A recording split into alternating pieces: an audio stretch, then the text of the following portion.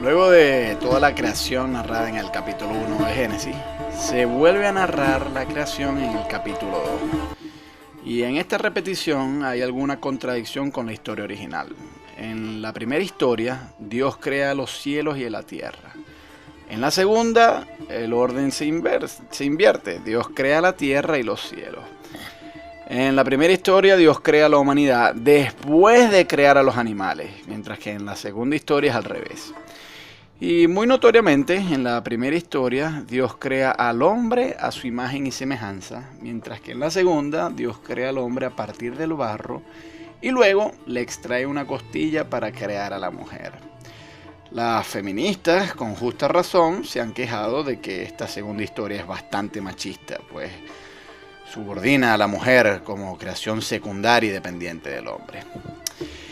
En realidad, la segunda historia no es estrictamente una repetición de la primera. Más bien son dos historias distintas, con dos autores distintos. La segunda historia es probablemente la más antigua. Parece que tiene alguna inspiración en el mito mesopotámico del Enuma Elish y procede de la fuente yavista.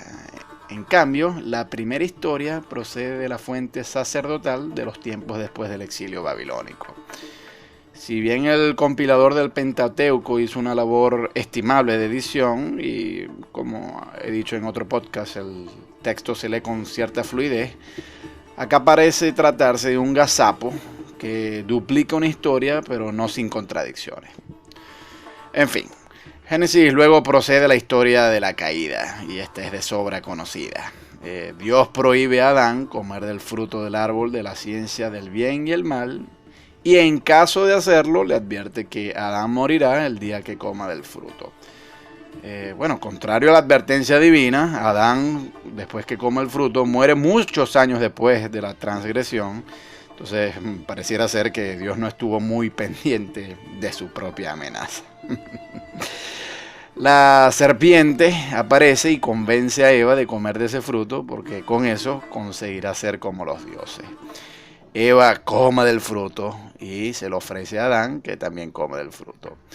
Llega Dios en una imagen bastante antropomórfica, porque el texto dice que se pasea por el jardín a disfrutar la brisa. En fin, llega Dios y los interroga sobre lo sucedido y tras la admisión de culpa por parte de Adán y Eva, los expulsa del paraíso. Esto es obviamente una fábula, pero los fundamentalistas están dispuestos a tragarse el cuento completo, incluyendo la parte en la cual la serpiente habla. Que dicho sea de paso, en el texto original, la serpiente no es más que eso, una serpiente. Solo en una interpretación cristiana muy posterior, la serpiente es el diablo. Los fundamentalistas asumen también que hasta el momento de la transgresión, la muerte no había entrado al mundo. Eso quiere decir que previamente ningún animal moría y que por ende no había carnívoros. Estas son las cosas que creen los fundamentalistas. Los dinosaurios, que según estos fundamentalistas coexistían con el hombre, eran vegetarianos, pero a partir de la expulsión del paraíso se convirtieron en carnívoros. Bueno, yo creo que es difícil contener la risa frente a estos alegatos. Tras la agresión de Adán y Eva, Dios impone un castigo. En el texto original no hay nada que sugiera que el pecado de Adán y Eva se pase a sus descendientes. Pero, como se sabe, a partir de este texto, el cristianismo ha postulado la doctrina del pecado original. Y por lo demás, esto es una doctrina muy extraña. O sea, ¿bajo qué criterio de justicia podemos afirmar que los hijos heredan las faltas de sus padres? Entre los castigos que Dios impone a Eva y por extensión a todas las mujeres está el siguiente: siempre te hará falta un hombre y él te dominará. Bueno, acá nuevamente se ofrece aval divino al machismo puro y duro, y la forma en que se cuenta la historia no es muy amable con las mujeres, pues fue Eva quien primero comió del fruto y luego indujo a Adán a hacer lo mismo. Ya sabemos entonces de dónde viene el tópico de que las mujeres lo estropean todo. Eso tiene bastante inspiración bíblica. Con Adán, Dios es un poco más caritativo. O sea, en el sentido de que no es dominado por la mujer. Pero no por ello le deja de imponer el castigo de condenarlo a trabajar la tierra con fatiga. desde entonces este pasaje bíblico ha hecho que mucha gente tenga una actitud negativa hacia el trabajo, pues se considera un castigo. Pero en todo caso, cabe preguntarse, ¿cuál fue la transgresión de Adán? Ciertamente Dios prohibió comer del fruto del árbol de la ciencia del bien y el mal, y Adán violó ese mandato. Pero, ¿qué sentido habría tenido esa prohibición? Y entonces, me parece que acá la Biblia inicia una lamentable tendencia presente en muchas religiones, especialmente las monoteístas, que es el antiintelectualismo. El fruto del árbol del conocimiento es prohibido y, según los parámetros bíblicos, pues debemos conformarnos con la ignorancia. La historia sigue y Adán y Eva y luego tienen dos hijos, Caín y Abel. El primero es agricultor, el segundo es pastor. Los israelitas se dedicaban mucho más al pastoreo que a la agricultura y así, lógicamente, se identificaron más con Abel. En el relato, Caín y Abel hacen ofrendas a Dios, que son vegetales y animales respectivamente, y Dios rechaza la ofrenda de Caín, pero acepta la de Abel. El texto en verdad no explica el porqué de esta preferencia, en vista de lo cual se perfila un Dios bastante caprichoso.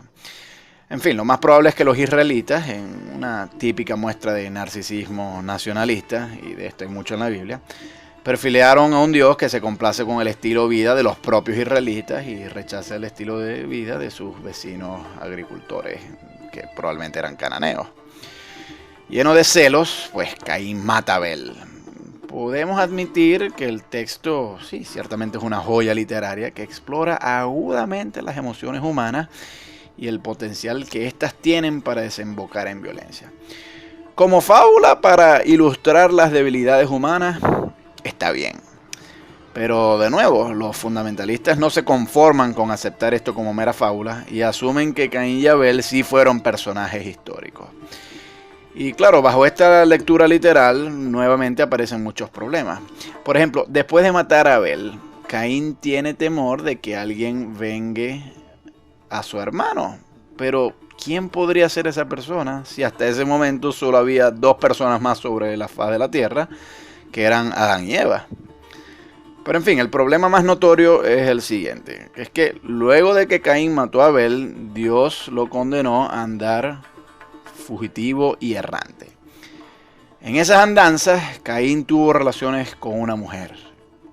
¿De dónde diablos salió esta mujer? Nunca se nos dice. La única explicación viable es que esta mujer haya sido una hija no mencionada de Adán y Eva, en cuyo caso Caín se habría casado con su propia hermana. Habría sido así el primer caso de incesto en la historia, aunque no es el único en la Biblia, hay varios más. Más adelante los veremos. Después de varias generaciones, Génesis pasa a narrar